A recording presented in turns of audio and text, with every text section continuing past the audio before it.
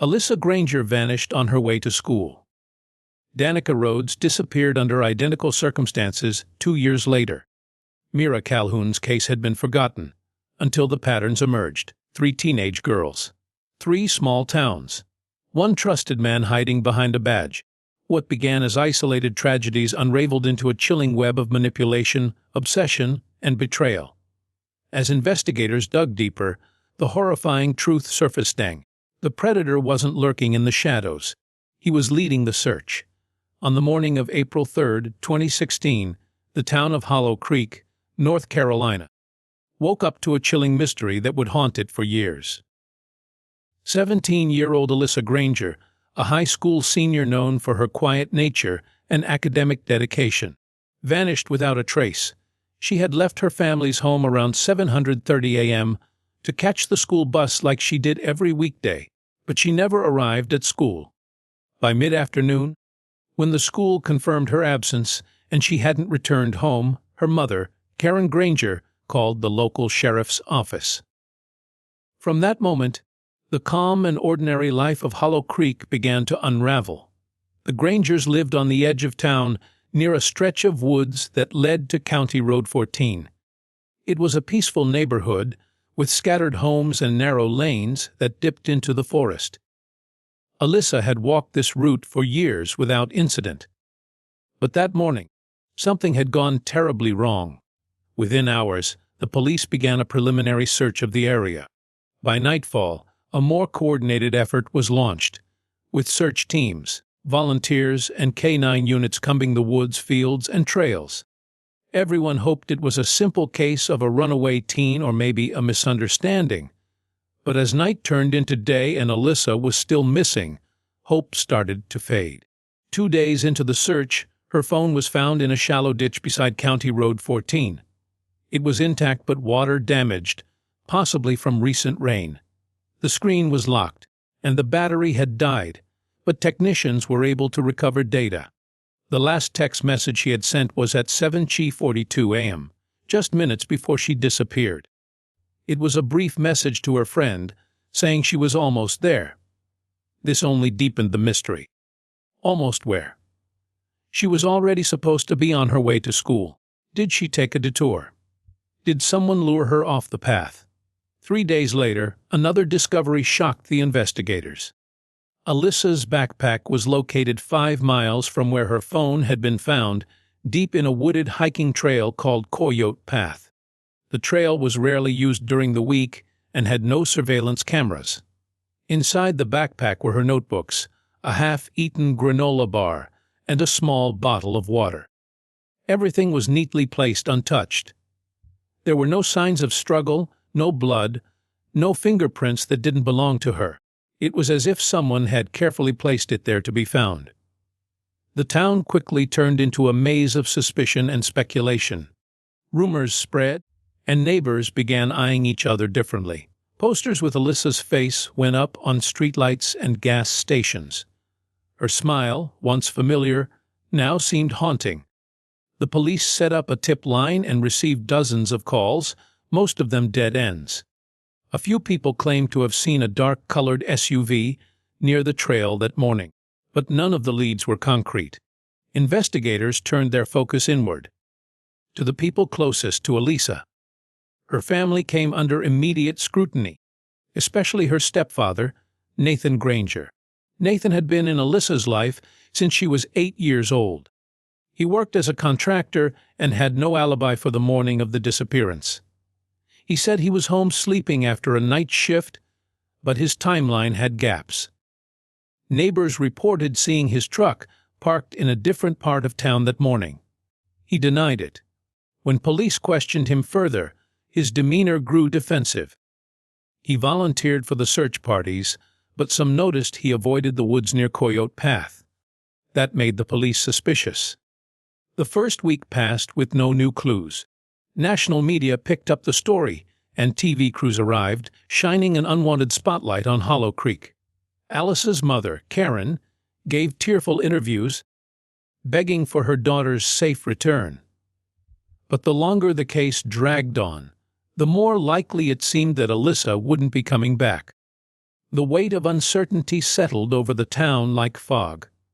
What began as a routine school day had turned into the beginning of a chilling and tragic mystery, one that no one in Hollow Creek would ever forget. To its second month, pressure mounted on the local police department.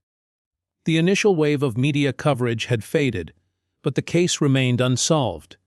No new leads had emerged since the discovery of her backpack, and the search parties had stopped. Volunteers who once roamed the woods daily began returning to their normal lives. But the Granger family could not move on. Karen Granger became consumed by the investigation. She spent her nights reviewing every detail of the case, and her days retracing her daughter's last known movements, often walking the trail where the backpack had been found. The focus of the police investigation shifted quietly toward Alyssa's stepfather, Nathan Granger. Though there was no hard evidence against him, his behavior had raised red flags. Nathan had a prior arrest from 2002 in South Carolina involving an assault charge during a drunken altercation at a bar. The charges were ultimately dropped, but investigators were struck by the aggressive language in the original police report. Combined with the inconsistencies in his alibi, it was enough to justify a deeper look. A search warrant was issued for the Granger home. The property was modest, a single-story house with a detached garage on the edge of a wooded lot. Police conducted a full sweep, bringing in forensic experts to examine carpets, furniture, and vehicles. Initially, nothing unusual was found. Then, during a second pass through the garage, an officer noticed a thin seam in the concrete floor near one wall. When they pulled back the rubber mat covering it, they discovered a hatch secured by two rusted latches. Beneath it was a narrow staircase leading to a basement that no one, including Karen, claimed to know existed. The hidden room was small, unfinished, and cold. It smelled of damp earth and dust. Along one wall was an old metal shelving unit holding various objects, children's toys, stacks of composition notebooks, and 3 plastic containers filled with labeled keepsakes. On the opposite wall, police found a corkboard covered in photographs, nearly all of Alyssa. Some were from school events, others were candid shots that appeared to be taken without her knowledge. Many had notes written beside them, describing her outfits, locations, and times.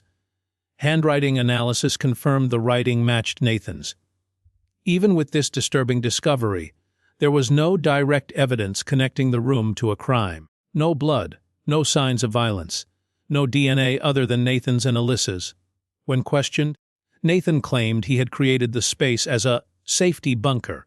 During the early 2010s, concerned about growing social unrest, he insisted the photos and notes were part of a personal project to document Alyssa's milestones and protect her future. The explanation felt hollow, but without more, police couldn't hold him. Karen was devastated. The idea that her husband might be hiding something from her, possibly involved in her daughter's disappearance, shattered her trust. Yet part of her refused to believe it. She recalled moments when Nathan had been supportive, kind, and protective of Alyssa. But those memories now clashed with the facts. Secrets, lies, and that hidden basement. Nathan moved out of the house shortly after the discovery, claiming it was to give Karen space. She filed for separation within weeks. As the case grew colder, a new piece of information came to light. A teenage girl in the neighboring town of Fairview had gone missing under eerily similar circumstances. Her name was Danica Rhodes, and like Alyssa, she had disappeared on her way to school. Her phone was found near a wooded path, and her backpack was discovered miles away, untouched. The two towns were only 30 minutes apart. The similarities were too strong to ignore. Suddenly, what once seemed like an isolated tragedy began to resemble a pattern. Hollow Creek was no longer just the site of a mysterious disappearance. It might be the center of something much darker. The disappearance of Danica Rhodes sent shockwaves through the region. Fairview was a slightly larger town than Hollow Creek, with more traffic, more people, and more police resources, But Danica's case unfolded almost identically to Alyssa's. She left her house early for school on a Monday morning, told her mother she planned to walk the long way through Pine Hollow Trail, and was never seen again. Her phone was found that same afternoon, lying face down on a gravel service road, undamaged but wiped clean. 2 days later, her backpack appeared near a picnic site deep in a state park, 5 miles from where the phone was found. It was neatly zipped, with her books and water bottle still inside. When the FBI was called in to assist with the second disappearance, they quickly noticed the parallels. Both girls had been honor students involved in community activities and described by their families as cautious and responsible. Both had disappeared in daylight within a 30-mile radius. Both had left behind personal belongings that seemed almost staged. Investigators began reviewing regional cases from the past decade, looking for any other possible connections. That's when they found the forgotten file of Mira Calhoun, a 15-year-old girl who had vanished in 2012 from a town called Windham Ridge, about an hour's drive north of Hollow Creek. Mira's disappearance had never been solved. She had last been seen walking her dog on a rural trail behind her neighborhood. The dog returned home, dragging its leash, but Mira was gone. Her backpack had turned up a week later in a drainage tunnel off Route 76, with all of her belongings untouched inside. Her phone was never recovered. Because there had been no other missing person cases like it at the time, police treated Mira's case as an isolated tragedy. But now, almost 4 years later, it began to look like the first in a series of calculated disappearances. An FBI behavioral analyst was brought onto the task force. After reviewing all 3 cases, she presented a profile of the likely suspect. It was not the random drifter or opportunistic predator that many had imagined. Instead, the profile pointed to someone methodical, intelligent, and deeply familiar with the local area, likely male, aged between 35 and 50, with a background in public service or law enforcement. The perpetrator, the analyst said, was not taking random victims but was selecting girls based on specific traits, watching them for weeks or months before striking. This profile led investigators back to Hollow Creek. They began interviewing people involved in Alyssa's case, cross-referencing their histories, their locations, and their behavior during the investigation. One name kept surfacing, not as a suspect, but as someone consistently present Sheriff Doyle Renner. He had been the lead on Alyssa's case, had overseen the initial search parties, and had personally signed off on the closing of Mira Calhoun's file back in 2012 when he worked with a nearby department. At first, no one wanted to believe it. Renner was a well-known figure in the county. He'd held office for nearly 2 decades, attending local football games, church fundraisers, and town meetings. He was respected, even liked. But when his records were pulled, gaps started to appear.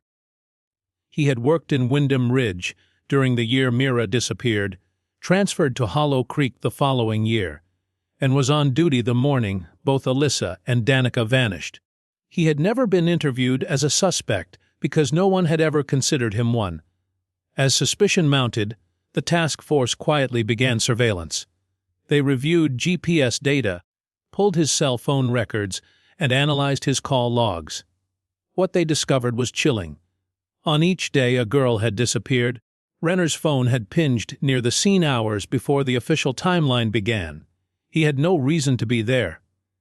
There were no emergency calls, no assigned patrols. The deeper they looked, the more it seemed the man entrusted to protect the community had been hiding something far, meant the mounting evidence against Sheriff Doyle Renner could no longer be ignored. What had started as quiet suspicion turned into an urgent, full-scale investigation. The task force now believed that the man leading the initial efforts to find Alyssa Granger and Danica Rhodes, and who had once signed off on the cold case of Mira Calhoun, was in fact the one orchestrating the disappearances all along. Still, they needed undeniable proof. Surveillance on Renner intensified. Federal agents tracked his movements, monitored his communications, and examined his financial records. But the breakthrough didn't come from technology or phone data. It came from a piece of land he had almost managed to erase from public records. In the early 2000s, shortly after Mira Calhoun went missing, Renner had purchased a 5-acre patch of dense forest in a remote corner of the county, under the name of a defunct hunting club. The property was never listed in his official financial disclosures and was paid for in cash. It took forensic accountants weeks to trace the connection. Once confirmed, a federal warrant was swiftly granted to search the land. Agents arrived quietly at dawn. Hidden deep within the trees was a rundown cabin, weathered by years of neglect, almost invisible to aerial surveillance. The cabin was padlocked, with no windows and reinforced doors.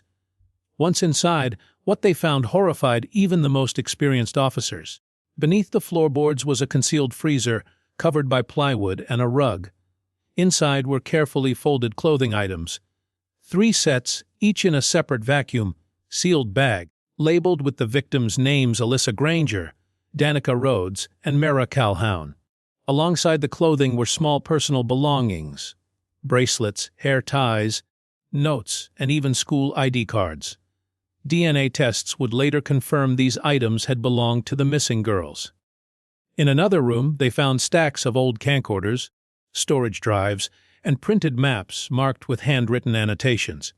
Every location matched places the girls had been known to frequent: school bus stops, hiking trails, public parks. One map, in particular, had circled a new name, with a date scribbled just days away. Investigators feared another victim might already be targeted. Immediate action was required. Sheriff Renner was arrested that same afternoon, just hours after finishing his shift at the Hollow Creek station. His reaction was cold and emotionless. He didn't ask why he was being arrested. He didn't request a lawyer. He simply remained silent as agents read him his rights and led him away in handcuffs. The town was paralyzed with shock. For over 20 years, Renner had been the face of safety, justice, and stability. No one could reconcile the man they knew with the crimes he was now accused of committing. Back at headquarters, investigators combed through the evidence found at the cabin. There were logs, carefully written journals documenting his surveillance of the victims. He had followed them for weeks, sometimes months, recording details about their routines, their friends, and their families. His notes were cold, clinical, detached. To him, the girls were not people. They were subjects in a twisted obsession. As the truth unfolded, it became clear that Renner had used his position to manipulate investigations, misdirect resources, and delay evidence processing. He had built a system of control that allowed him to operate undetected for years. He didn't just understand the law, he weaponized it. Search efforts were directed away from key areas. Reports were filed late or not at all. Crucial witnesses were never followed up on. In each case, he had erased his own trail. The community was left reeling. Trust in local law enforcement shattered overnight. Parents pulled their children out of school. Residents who had once waved to Renner at parades now stared in disbelief at the television, watching the man in uniform be escorted into a federal courthouse. The silence that had hung over the town for years finally broke, replaced by horror, betrayal, and a desperate search for answers. Hollow Creek had placed its faith in a protector, only to discover it had been shielding a predator all along. Or sinister. The trial of Sheriff Doyle Renner began 6 months after his arrest. The courtroom was filled with media, victims' families, and stunned residents from Hollow Creek, Fairview, and Wyndham Ridge. The man who had once commanded respect now sat expressionless in an orange prison jumpsuit, surrounded by federal marshals. The prosecution came prepared, armed with mountains of evidence collected from the hidden cabin, digital files, surveillance footage, GPS data, and a detailed psychological profile that exposed a long history of manipulation and deceit. Every piece painted a chilling picture of a man who had methodically abducted and likely murdered at least 3 teenage girls while hiding in plain sight. The jury listened in silence as prosecutors described how Renner had used his position to control investigations. He had delayed the processing of phone records, discouraged search efforts in areas where he knew evidence was hidden, and personally shut down leads that came too close to the truth. He was not just obstructing justice, he was shaping it to cover his crimes. The evidence from the cabin was damning. Alyssa Granger's sweater, Danica Rhodes's school ID, and Mira Calhoun's broken watch were all recovered. DNA analysis confirmed that each item had belonged to the victims, linking Renner to all 3 disappearances beyond doubt. Experts testified about his behavioral patterns. Renner had kept journals dating back over a decade. His entries revealed obsessive thoughts, especially around young girls who fit a specific profile.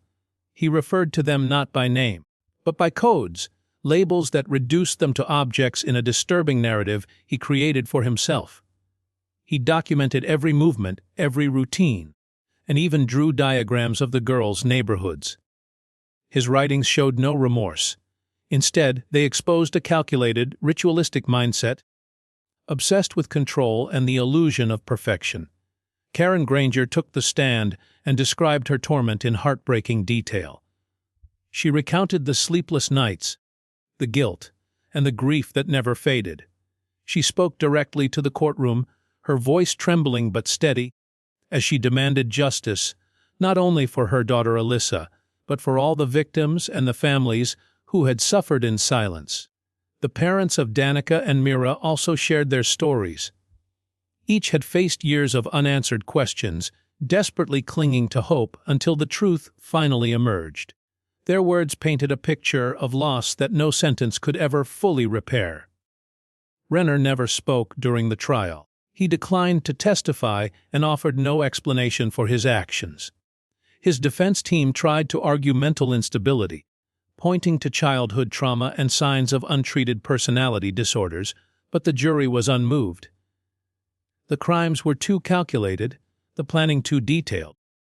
This was not the work of a man in crisis.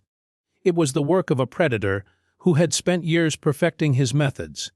After 2 weeks of testimony and only 4 hours of deliberation, the jury returned with a verdict guilty on all counts.